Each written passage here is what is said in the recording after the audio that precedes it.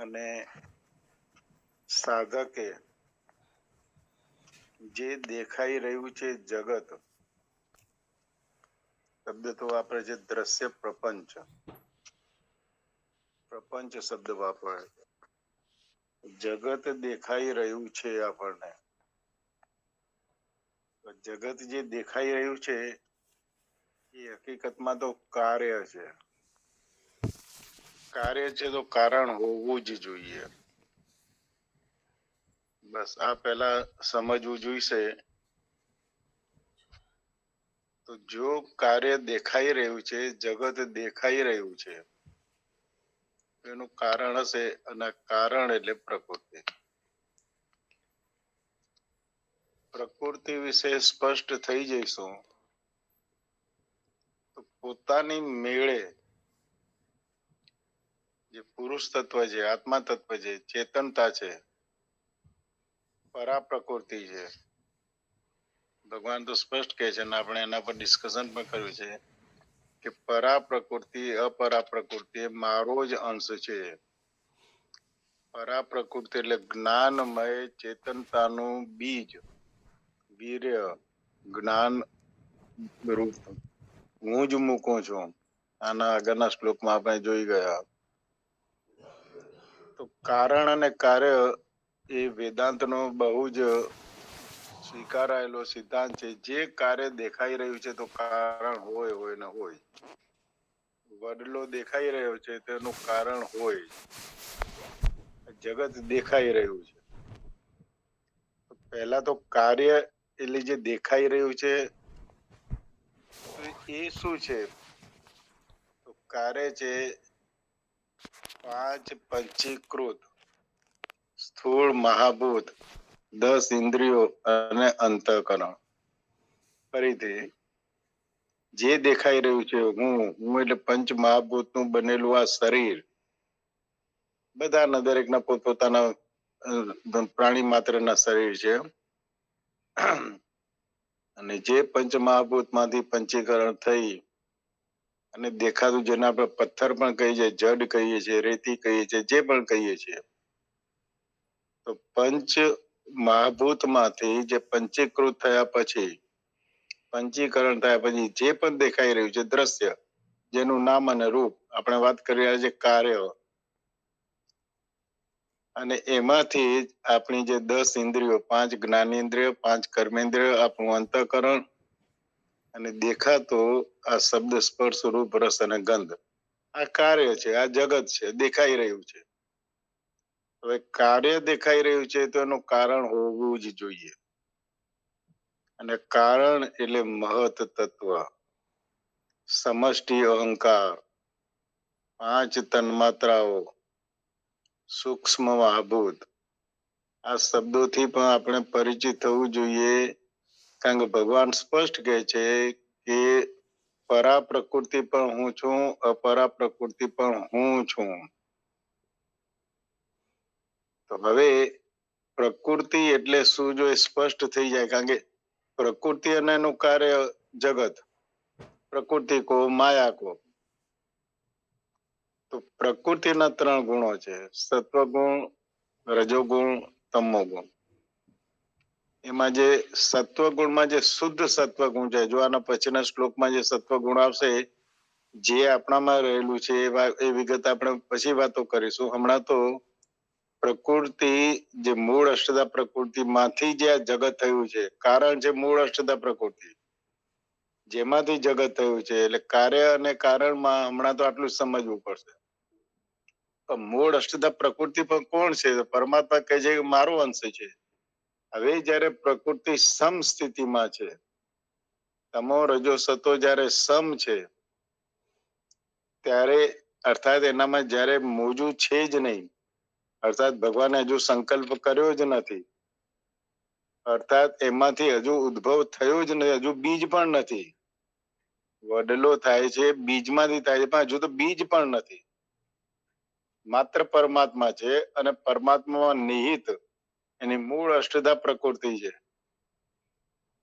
એટલા માટે હું વારંવાર કહું છું, જે પેલી અહંતા માં 3 શબ્દો વાપરાય છે, અહંતા, મમતા અને કામના. કે અહંતા કઈ રીતે થઈ જાય છે? આ સમગ્ર સાધના આ અહમને તોડવા માટે છે. જો અહમ સ્પષ્ટ થઈ ગયું તો મમતા અને કામના પોતાની મેળે છૂટી જશે. કારણ કે અહંતા એ જ અવિદ્યા છે. અહંતાની સાથેનો સંબંધ મારો પોતાનો પ્રયત્ન છે. પરમાત્મા તો પરમાત્મા પોતે છે. એના અંદર નિહિત એની મૂળ અષ્ટદા પ્રકૃતિ છે. એ પ્રકૃતિ માયાનું જ કાર્ય, પ્રકૃતિ કારણ છે. એનું જ કારણ, એ કારણ છે ત્યાં જગત, દેખાતું જગત. એટલે જે અવ્યાકૃત પ્રકૃતિ છે એમાંથી જે શુદ્ધ સત્વગુણ જે છે એ છે ઈશ્વર પોતે. પરમાત્મા પોતે હવે ઈશ્વર થયા. કારણ કે એને જગતનું હવે જેને કહે ને કે પ્રભાવ કરવાનો છે, ઉત્પન્ન કરવાની છે, અભિવ્યક્ત થવું છે, પોતાને અભિવ્યક્ત થવું છે. એટલે રો મટીરિયલ પણ પોતે જ બને છે. જેમ આપણે પેલું કહીએ ઉપાદાન કારણ જે હોય છે, માટી હોય, ગળો હોય, પણ સામે કુંભાર જોઈએ. અહીંયા તો પરમાત્મા સ્વયં પોતે શુદ્ધ જેની પ્રકૃતિ છે, શુદ્ધ સત્વ ગુણ, જેને ઈશ્વર કહીએ છીએ. ઈશ્વર કહો, બ્રહ્મા કહો, એમાંથી પછી આગળ નારાયણ, જે મહત તત્વ ને હિરણ્ય ગર્ભ ને વિશ્વાત્મા તરીકે જે સમષ્ટિ લેવલે ને બધું ક્રમશઃ જે થાય છે તે, પણ ઈશ્વરને ખબર છે કે એ પોતે સત્વ ગુણ જ છે, પરમાત્મા જ છે. પરમાત્મા સ્વયં ઈશ્વર થયા છે, એને એનું ભાન છે. એટલે એ પ્રકૃતિથી બદ્ધ નથી. બસ આ જે સમષ્ટિ લેવલે જે ફરક પડે છે એ પ્રકૃતિથી બદ્ધ નથી, થઈ શકે જ નહીં. એટલે પછી ઈશ્વરને કર્મ નિયંતા શબ્દ વાપર્યો.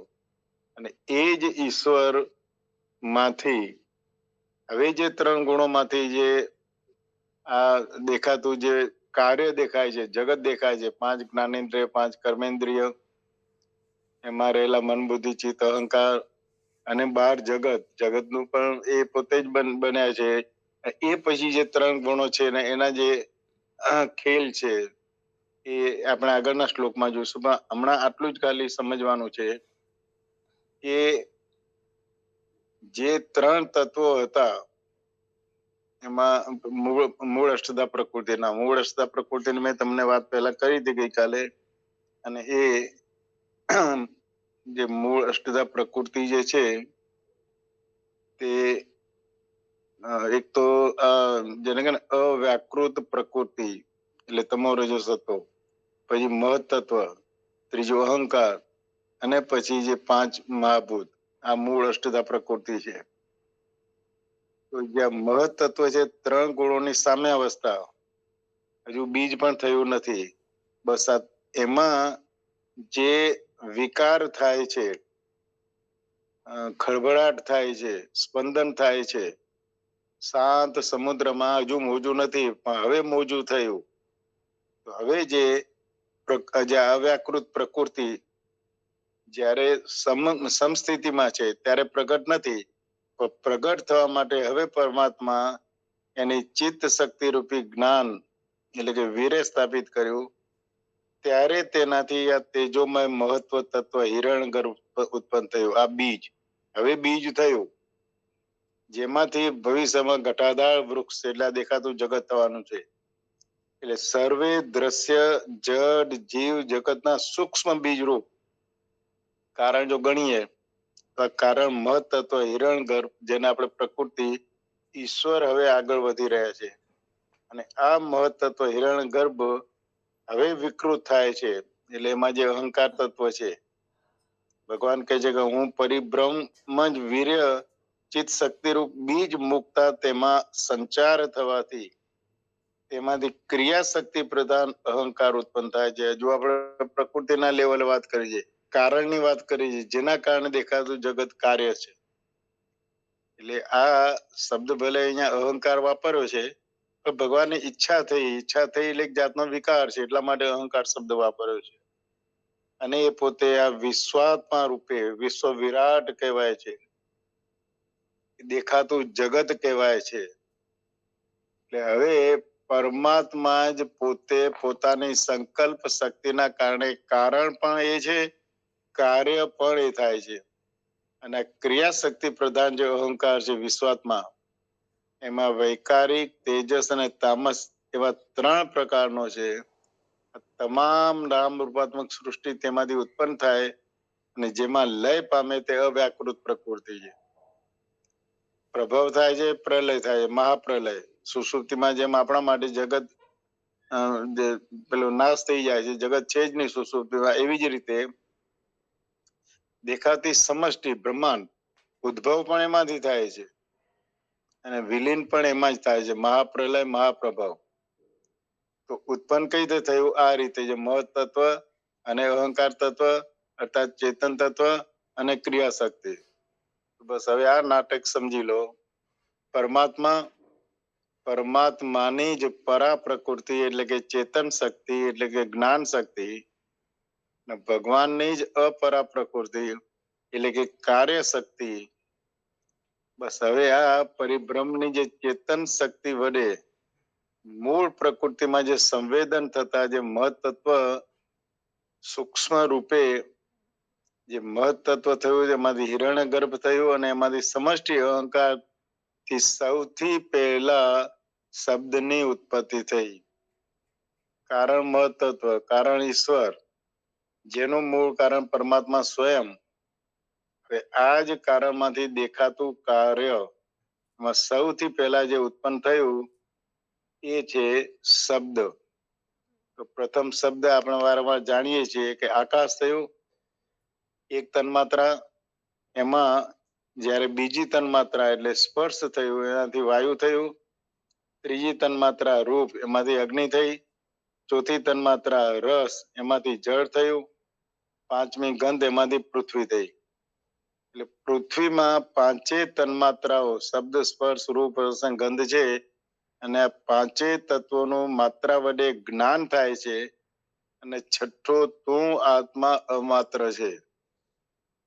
એટલે હવે એમ બેઝિકમાં આટલું સ્પષ્ટ થવું પડશે કે હું એટલે આત્મા જે અમાત્ર છું, માત્ર છે જ નહીં. એ જ્ઞાનનો વિષય નથી, કારણ કે સ્વયં જ્ઞાન છે, જ્ઞાતા છે. અને બાપજી વારંવાર જે સમીકરણ આપે છે તે, અને જુદા જુદા જે બાપજી શબ્દો વાપરે છે એ બધા શબ્દો અહીંયા યાદ કરવા પડશે, નહીં તો પ્રકૃતિ સમજણમાં આવશે નહીં. અને એ છે સ્થૂળ શરીર, સૂક્ષ્મ શરીર, કારણ શરીર, મહાકારણ શરીર, પેલું શું કહે પરમ કારણ શરીર, જાગૃત અવસ્થા, સ્વપ્ન અવસ્થા, સુષુપ્તિ અવસ્થા, તુરીય અવસ્થા, ઉન્મુની અવસ્થા, જ્ઞાનમાંથી ભાવ, ભાવમાંથી ઈચ્છા, ઈચ્છામાંથી કામના, કામનામાંથી ક્રિયા. બધી વસ્તુ સમજવું જ પડશે. જો એ સમજશો તો કાર્ય અને કારણ પ્રકૃતિ, કાર્ય દેખાતું જગત, જે પાછું પરમાત્મામાંથી જ ઉત્પન્ન થયું. એટલે એ આત્મા અમાત્ર છે, જ્ઞાનનો વિષય નથી. પોતે જ્ઞાતા કો, દ્રષ્ટા કો, સાક્ષી કો, માત્ર જ્ઞાન કો. અને તે જ્ઞાતાનું અબાધિત સ્વરૂપ માત્ર અમાત્રાથી વિલક્ષણ, જ્ઞાનથી વિલક્ષણ તારું સ્વરૂપ પરિબ્રહ્મ જ છે. મારામાં રહેલો આત્મા અને પરમાત્મા બે છે જ નહીં, અભેદ છે. અને સરસ સમજાયું છે અહીંયા 2 રીતે જે સંબંધ થાય છે તે પછી વાત કરીએ. એટલે તન્માત્રાઓ 5 છે. જે પહેલા આપણે વાત કરી કે પૃથ્વી તત્વમાં 5 છે, એમાંથી જો 1 ઓછી થાય તો જળ, હજુ 1 ઓછી થાય તો એ પ્રમાણે છેલ્લે આવીને આકાશ ઉભું રહે છે. એટલે 5 તન્માત્રાઓ શબ્દ, સ્પર્શ, રૂપ, રસ અને ગંધ છે. એના જ તત્વો આકાશ, વાયુ, અગ્નિ, જળ અને પૃથ્વી છે. એટલે તન્માત્રા અને તત્વ, તન્માત્રાઓ 5, શબ્દ, સ્પર્શ, રૂપ, રસ અને ગંધ. કઈ રીતે અમે વાત કરી 5 તત્વો જ. એ શબ્દ કો એનું તત્વ છે તો આકાશ છે. તન્માત્રા સ્પર્શ કો એનું તત્વ વાયુ છે. તન્માત્રા રૂપ કહીએ તો એનું તત્વ અગ્નિ છે. તન્માત્રા રસ કહીએ તો એનું તત્વ જળ છે. તન્માત્રા ગંધ કહીએ તો એનું તત્વ પૃથ્વી છે. આ એટલા માટે જાણવું પડશે, દેખાતું જગત બીજું કઈ નથી, માત્ર આ જ છે. એટલે હવે જે પ્રકૃતિના અંદર પ્રથમ ગતિ થઈ, કાર્ય જે થવા માંડ્યું, સત્વગુણ, બીજી ગતિ રજોગુણ, ત્રીજી ગતિ તમોગુણ, બાપજી સમજાવે જે પ્રમાણે. એટલે પંચ મહાભૂતોના પ્રકૃતિના તમોગુણ કાર્યરૂપ, હવે સમજો આગળ વધીએ છીએ, જે પ્રકૃતિમાં તમોગુણ છે એનું જે કાર્ય છે તે દેખાતું આ સમગ્ર જગત, પદાર્થો, પંચેન્દ્રિય ગોચર, આ પાંચ ઇન્દ્રિયોથી જે જાણી શકાય છે પદાર્થ જે છે એ શામાંથી બન્યા? તો તમોગુણમાંથી. પંચ મહાભૂતોના પ્રકૃતિના રજોગુણના કાર્યરૂપ પ્રાણ અને કર્મેન્દ્રિય, મારી પાંચ જે કર્મેન્દ્રિય છે મારામાં રહેલા પાંચ પ્રાણ એ આ રજોગુણમાંથી થયા, અને સતોગુણમાંથી પાંચ જ્ઞાનેન્દ્રિયો અને અંતઃકરણ થયા. એટલે ફરીથી સમજીએ કે માત્ર પરિબળ પરમાત્મા છે, એની જ પરા પ્રકૃતિ એટલે કે જ્ઞાન શક્તિ અને કાર્ય શક્તિ, એમાંથી જ મહત્વ તત્વ જે વિરાટ જગત તરીકે અભિવ્યક્ત થયું. ક્રિયા દેખાઈ, આ ક્રિયા દેખાઈ જે કાર્ય થયું, દેખાતા પદાર્થો, દેખાતા પ્રાણ અને કર્મેન્દ્રિયો, દેખાતી જ્ઞાનેન્દ્રિય અંતઃકરણ, એટલે હું એટલે કોણ? મારામાં રહેલું પુરુષ તત્વ, આત્મા તત્વ, ચેતન તત્વ, પરા પ્રકૃતિ, અને દેખાતું જે કાર્ય, મારી જ્ઞાનેન્દ્રિય, કર્મેન્દ્રિય, અંતઃકરણ અને જગત, મારામાં રહેલા પાંચ પ્રાણ અને જગત. જગત એટલે શબ્દ, સ્પર્શ, રૂપ, રસ અને ગંધ. તો તમને મેં વાત કરી કારણ અને કાર્ય, તો આ જે છે કારણ અને કાર્ય, હવે આ શ્લોકને થોડુંક સમજવાનો પ્રયત્ન કરીએ. પાંચમો શ્લોક છે એટલે પહેલી જ વસ્તુ સમજી લો કે દ્રશ્ય પ્રપંચને પોતાનાથી ભિન્ન તેમજ ભ્રાંતિજન્ય જાણ્યો છે, અનુભવ્યો છે, તેવી વ્યક્તિ ભગવાન કહે છે કે મારા પૂર્ણ સ્વરૂપને પામે છે. આ વસ્તુ જો સ્પષ્ટ થઈ ગયું, જે જાણી લીધું, અર્થાત હું કામના અને મમતામાંથી મુક્ત થઈ ગયો. દ્રશ્ય પ્રપંચ છે, જીવ અને ઈશ્વરમાં શું ફરક છે? બસ આ જો સ્પષ્ટ થઈ જાય તો માયાથી ઈશ્વર મુક્ત છે. ઈશ્વરને ખબર છે કે હું પરમાત્માના શુદ્ધ સત્વ સ્વરૂપમાંથી, પરમાત્મા પોતે જે ઈશ્વર બન્યા છે એને ખબર છે. જ્યારે જીવ છે અવિદ્યાથી બદ્ધ છે, જે સત્વરજ તમ છે એની સાથે એને સંબંધ બાંધ્યો છે, પ્રકૃતિ એ નહીં. અને સરસ અહીંયા સ્ટેટમેન્ટ આપ્યું છે કે જો પ્રકૃતિ બાંધતી હોત તો માનવ કદાપી જીવન મુક્ત ન બન્યો હોત, ભવાટોયમાંથી મુક્ત ન બન્યો હોત, જન્મ મરણના ચક્કરમાંથી મુક્ત ન બન્યો હોત. કારણ કે પ્રકૃતિ એને બાંધે છે, એ છે જ નહીં, વ્યવસ્થા જ નથી. વ્યવસ્થા છે હું સ્વયં પ્રકૃતિથી બંધાયો છું, એટલે એને જીવ દશા કહે છે. બંધાયો છે શાનાથી? અવિદ્યાથી. હું પોતે જ બંધાણો છું. છૂટી શાનાથી? વસ્તુ સિદ્ધિ વિચારેણ. બસ વિચાર કરું, વિવેક કરું, વૈરાગ્ય કરું, મારે સંબંધ પ્રકૃતિ એટલે દેખાતું કાર્ય જગત એની સાથે રાખવું છે કે એનું મૂળ કારણ શું છે દ્રષ્ટિ ત્યાં રાખવી છે. બસ કારણ અને કાર્ય જો સ્પષ્ટ થઈ જાય તો પછી કરવાનું કઈ, બંધાયો હું છું ને છોડવાનું મારે જ છે. એટલે બાપજી ઘણીવાર એક વાગે જે નાકામાંથી બહાર નીકળ્યા છીએ, બંધાયા છીએ, એ જ નાકામાંથી બહાર નીકળવાનું છે. જગતમાં બંધાયા છે જે નાકામાંથી, અને એ નાકું છે અવિદ્યાનું. અવિદ્યાના કારણે મેં જ જગતને સાચું માની લીધું. અજ્ઞાનના કારણે, એટલે સરસ દ્રષ્ટાંત આપે છે સૂર્યનો. જે વસ્તુ જેમાંથી ઉત્પન્ન થાય છે એટલે ઉત્પન્ન થયેલી વસ્તુ એના મૂળને જ ઢાંકે છે. વાદળું થયું શામાંથી? તો કે સૂર્યમાંથી. સૂર્ય છે એટલે સમુદ્રનો પાણી એ વરાળ થઈ વાદળા બને છે. એ જ વાદળું કોને ઢાંકી રહ્યું છે? સૂર્યને. હવે આપણે કહીએ કે વાદળું સૂર્યને ઢાંકે છે. શક્ય જ નથી. અહીંયા બસ આ એક સરસ સિદ્ધાંત છે. 3 ગુણો આત્માને ઢાંકે છે, શક્ય જ નથી. આત્મા આત્મા છે, સૂર્ય સૂર્ય છે. 3 ગુણો વાદળા છે, વાદળા વાદળા છે. વાદળા કદાપી સૂર્યને ઢાંકી ન શકે. 3 ગુણો કદાપી આત્માને ઢાંકી ન શકે. એટલે જીવાત્મા, જે મૂળ જીવાત્મા આપણું છે આત્મા, એ મૂળ સ્વરૂપે તો અવ્યય છે, નિર્વિકાર છે, બ્રહ્મ સ્વરૂપ છે. એટલે જીવત્વ જે છે એટલે શું થયું? આત્માનું અજ્ઞાન, સ્વરૂપની વિસ્મૃતિ. વારંવાર શબ્દ જ્ઞાની પુરુષો બાપજી વાપરે છે, સ્વરૂપની વિસ્મૃતિ થઈ છે અને પ્રકૃતિનું બંધન થયું છે. જીવત્વ એટલે આત્માનું અજ્ઞાન અને પ્રકૃતિનું બંધન.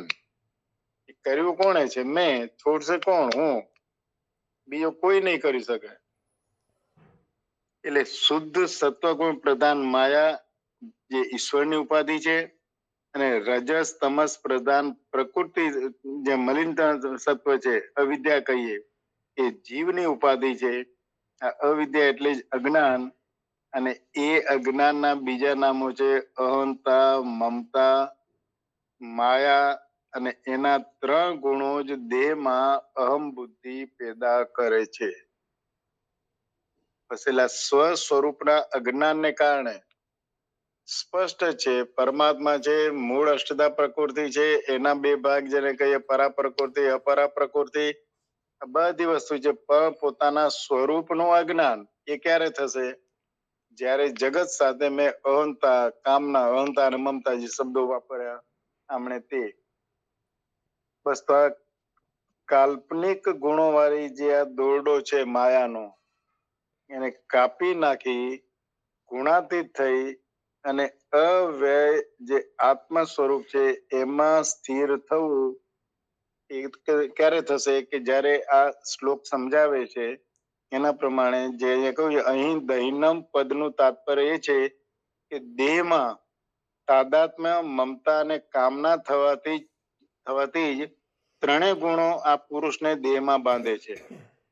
તો તાદાત્મ્ય હું ન કરું તો, સંબંધ જ હું ન કરું તો, મારે હમણાં ટ્રમ્પ સાથે કોઈ સંપર્ક નથી, મારું તાદાત્મ્ય જ નથી. ટ્રમ્પ જીવે છે, મરે છે, જાગે છે, ઊંઘે છે, પ્રશ્ન જ નથી. પ્રકૃતિનું જે જગત દેખાય છે, કાર્ય છે, કોનું છે? તો પરમાત્મા સ્વયં અભિવ્યક્ત થયા છે. એનું કારણ છે તો પરમાત્મા સ્વયં છે. તો હવે જો હું એની સાથે તાદાત્મ્ય બંધાયો હું છું, પ્રકૃતિ મને નથી બાંધ્યો. એટલે જો દેહમાં તાદાત્મ્ય, મમતા અને કામના ન થાય તો પછી હવે વ્યક્તિ જે છે એ પરમાત્મા સ્વરૂપ જ છે. અને સરસ દ્રષ્ટાંત બાપજી વારંવાર જુદા જુદા રીતે આપે છે. અને જે સાધના પદ્ધતિ આપણને આપે છે કે ભાઈ શરીર છે તો કર્મને યોગ બનાવો, મન છે ભક્તિને યોગ બનાવો, બુદ્ધિ છે તો જ્ઞાનને યોગ બનાવો, ચિત્ત છે તો ધ્યાનને યોગ બનાવો. આ જો 4 સ્ટેપ ચડ્યા તો હવે જે અહંકાર મુક્ત સ્થિતિ છે એ જ આત્માની છે. અને ત્યાં હું છું માં છે, ત્યાં હું છું પણ ખરી પડે છે. અને માત્ર આત્મ સ્વરૂપ, સ્વ સ્વરૂપ પોતે છે. અને જે સરસ વિશેષવાદ અને પરિશિષ્ટ ભાવમાં સમજાવ્યું છે કે શરીરની સાથે જીવ 2 રીતે પોતાનો સંબંધ જોડે છે. ભેદભાવથી હું શરીર છું, અને બીજો ભેદભાવથી શરીર મારું છે. બસ આ અભેદ ભાવથી જે સંબંધ જોડવાથી જીવ પોતાને શરીર માની લે છે નહીં. દેખાતું દ્રશ્ય, શરીર, જગત, એની સાથેનું તાદાત્મ્ય એ જ પ્રપંચ, દ્રશ્ય પ્રપંચ છે. એને જ આપણે અહંતા કહીએ છીએ. અને જો ભેદભાવથી સંબંધ જોડવાથી જીવ શરીરને પોતાનું માની લે છે, જેને મમતા કહે છે. બસ આ અહંતા અને મમતા શરીર સાથેનો સંબંધ જોડતા સત્વ, રજ અને તમ 3 ગુણો પોતાની વૃત્તિઓ દ્વારા શરીરમાં અહંતા મમતા દ્રઢ કરીને જીવને બાંધી દે છે. એટલે પતંજલિ ભગવાને સ્પષ્ટ કીધું, યોગ ચિત્ત વૃત્તિ નિરોધ. બહાર દેખાતું જગત એ પરમાત્માની અભિવ્યક્તિ છે. એમાં થતું જે કાર્ય હોય એની મારા ચિત્ત ઉપર અસર થાય છે. અને જે મારી 5 વૃત્તિઓ છે અને જે મારા 5 ચિત્તના પ્રકાર છે એને હું કઈ રીતે રહું છું. એટલે ચિત્ત ઉપર જો અસર થશે, 5 પ્રકારના ચિત્ત અને 5 પ્રકારની વૃત્તિઓ, તો એમાંથી પણ ઉપર ઉઠવું પડશે. અને એ માટે બધી વિવિધ સાધનાઓ આપણને આપવામાં આવે છે કે મૂળ વસ્તુ તો પ્રકૃતિ જાણી જાઓ અને પુરુષને પુરુષ જાણી જાઓ. એ વસ્તુ સિદ્ધિ વિચારણા એટલે જે ચિત્ત જે આપણે 3 જે પ્રકૃતિ મૂળ, ક્ષિપ્ત અને વિક્ષિપ્ત, તમો પ્રધાન, રજો પ્રધાન, સતો પ્રધાન, એમાંથી આપણે સાધના પદ્ધતિમાં એકાગ્ર થઈ જે પુણ્ય કરીએ છીએ, સત્વગુણમાં થઈએ છીએ, સુખ પ્રાપ્ત કરવા માટે, આનંદ પ્રાપ્ત કરવા માટે, એ પણ આપણે નિરોધ ચિત્તમાં જવાનું છે. જે મૂક્યું છે તે, અને જે 5 પ્રકારની વૃત્તિ છે, પ્રમાણ, વિપર્ય, કલ્પના, નિદ્રા અને સ્મૃતિ. તો ટૂંકમાં દેખાતું કાર્ય મારા ઉપર અસર કરી શકે જ નહીં, મને બાંધી શકે જ નહીં, શક્ય જ નથી. પણ જેવી રીતે પરિશિષ્ટ ભાવમાં કીધું છે કે પ્રકૃતિથી પેદા થવાને કારણે સત્વ, રજ અને તમ, આ 3 ગુણો પ્રકૃતિ વિભાગમાં છે. પરંતુ પ્રકૃતિનું કાર્ય શરીર સાથે પોતાનો સંબંધ, પ્રકૃતિમાંથી જ મારું શરીર થયું. 5 જ્ઞાનેન્દ્રિય, 5 કર્મેન્દ્રિય અને મન, બુદ્ધિ, ચિત્ત, અહંકાર પ્રકૃતિનું કાર્ય છે. એની સાથે પોતાનો સંબંધ આ હું અને મારું, અહંતા અને મમતા. અહંતા અને મમતા તમો, રજો, સત્વના કારણે છે. ચિત્ત વૃત્તિના કારણે તમે મને વખાણ કરો છો અને હું ફૂલાવું છું, મારા ઉપર અસર થઈ. તમે મને ક્રિટિસાઇઝ કરો છો અને હું એ માની લઉં છું. શરીરને મેં મારું માનવું છે. તમારા શબ્દો તમે પણ જે કરી રહ્યા છો પ્રકૃતિમાં થતું તમો, રજો, સત્વનું કાર્ય માત્ર છે. હવે હું પોતાના જો સ્વરૂપમાં છું તો તમારું વર્તન મારા ઉપર કોઈ અસર નહીં કરે. અને જો હું પણ પ્રકૃતિના ભાગમાં હોઉં તો તમારા વખાણથી હું જમીનથી 6 ઇંચ ઉપર ચાલું છું વગેરે વગેરે. હું અને મારું જે માની લીધું છે, હું શરીર છું, શરીર મારું છે, જેના કારણે દેહાભિમાન થાય છે. અને આ બધા વિકારો પ્રકૃતિના સંબંધથી પેદા થાય છે. સંબંધ મેં માન્યો એટલે ભગવાને કીધું કે જે ગુણ વિભાગ છે અને કર્મ વિભાગ, અને એમાં જે વિકારો છે તે ઈચ્છા, દ્વેષ, સુખ, દુઃખ, સંગાત, ધૃતિ, જે આપણે 7 વિકારો જે છે, તો એ માત્ર પ્રકૃતિના અંદરના વિકારો, એટલે હું જ બંધાયો છું. સાથે 7 વિકારો પ્રાણી માત્રમાં દરેકમાં, આપણા બધામાં અલગ અલગ સ્તરે છે. મારું જેવું તાદાત્મ્ય, જેવી અહંતા, જેવી મમતા, જેવી કામના, બસ તો આ તાદાત્મ્યથી જ આપણે તાદાત્મ્ય, મમતા અને કામના, મમતાના અંદર અહંતા પણ આવી ગઈ. પણ જો તાદાત્મ્યમાંથી મુક્ત થઈએ કઈ સાધના કરવાની, મમતામાંથી મુક્ત થઈએ કઈ સાધનાથી થાય, કામનામાંથી મુક્ત થઈએ કઈ સાધના થાય? વસ્તુ જાણી લો, જાણી લીધું બધું સ્પષ્ટ થઈ જશે. તો સત્તા માત્ર સ્વરૂપમાં કોઈ વિકાર નથી. અસંગો અયમ પુરુષ, દેહે અસ્મિન પુરુષ પર, જે પરિશિષ્ટ ભાવમાં કીધું છે, જન્મ મરણ વિકારોને લીધે થાય છે. મારું જીવ ભાવ, મારું અજ્ઞાન, મારી અવિદ્યા, પ્રકૃતિ મને બાંધતી નથી, હું બંધાઉં છું. ગુણો જીવને બાંધતા નથી. આમાં લખ્યું છે પરિશિષ્ટ ભાવમાં, વાસ્તવમાં ગુણો જીવને બાંધતા નથી, બલકે જીવ જ તેમનો સંગ કરીને બંધાઈ જાય છે. સંગ જીવ કરે છે, બંધાય જીવ છે. એ ગુણ બાંધનાર હોત તો ગુણોની ઉપસ્થિતિમાં કોઈ તેમનાથી છૂટી શકત જ નહીં, જીવન મુક્ત થઈ શકત જ નહીં. આ શ્લોક બહુ જ સરસ સંદેશો આપે છે અને આપણે બહુ જ જેને કહે ને બુદ્ધિના સ્તરે હવે સ્પષ્ટ થઈ જવું જોઈએ. અને કાર્ય અને કારણને જાણી અને મોજમાં રહેવું જોઈએ. પોતાના સ્વરૂપના અંદર જ જેને કહે ને હંમેશ માટે રહેવું જોઈએ. એટલે ગુરુદેવ જે વારંવાર કહે છે કે જે દેહ પ્રત્યે અહંતા છે છોડો, પદાર્થ પ્રત્યે મમતા છે છોડો, અને સ્વરૂપની વિસ્મૃતિ છે એને સ્મૃત કરો. સ્વરૂપની સ્મૃતિ જે ભૂલી ગયા છે એને વારંવાર યાદ કરીએ, એના માટે જ સદગુરુ છે. સદગુરુ અજ્ઞાનમાંથી મુક્ત કરે છે. સદગુરુ આપણને પોતાના સ્વરૂપ વિશે ભાન કરાવે છે. સદગુરુ કદાપી દેહ પ્રત્યેની અહંતા, પદાર્થ પ્રત્યેની મમતા નહીં તોડાવી શકે, નહીં તોડાવી શકે, નહીં તોડાવી શકે. અને આપણે બધા એમાં તૈયાર થતા નથી. અને બાપજી માથે હાથ મૂકે તો હાથ મૂકી આપણે તો પોતે લીલી વાડી માટેનો જ આપણો આશય હોય છે. એનું એ દેહ પ્રત્યેની અહંતા વધારીએ છીએ, પદાર્થ પ્રત્યેની મમતા વધારીએ છીએ, પદ પૈસો પ્રતિષ્ઠા જઈએ. બાપજી મારા ઘરે જ્યારે કહે ને કે પધારો, પધરામણી કરો કે જેથી મારો પદ પૈસો પ્રતિષ્ઠા વધે, અર્થાત એની એ તાદાત્મ્ય કામના મમતા વધે. એ સદગુરુ કદાપી આપણને મદદરૂપ નહીં થાય.